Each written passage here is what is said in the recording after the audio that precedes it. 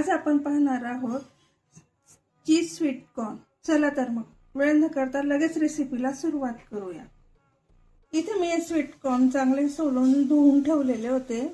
आता आपल्याला ते उकळत टाकायचे। मी इथे पाणी गरम करण्यासाठी ठेवलेलं होतं।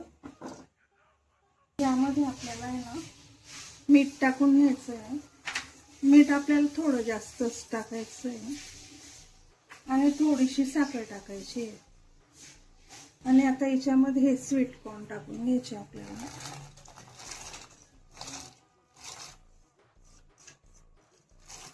तर आपल्याला हे 5 मिनिटं उकळून घ्यायचं आहे झाकण ठेवून सनी। एकूण बघू शकता मंडळी आपले स्वीट कॉर्न छान उकळले आहे। यामध्ये आपल्याला आता बटर टाकायचं आहे।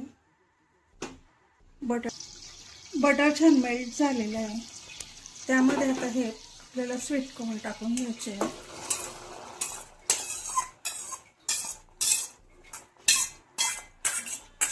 थोडी साखर टाकून घ्यायची आहे, जास्त नाही थोडीच टाकायची आहे। मीठ पण कमी वापरायचं आहे आपल्याला। इथे मी मॅगी मसाल्याचा 1 पाउच घेतलेला आहे, 1 चमचा chaat masala, red chilli powder.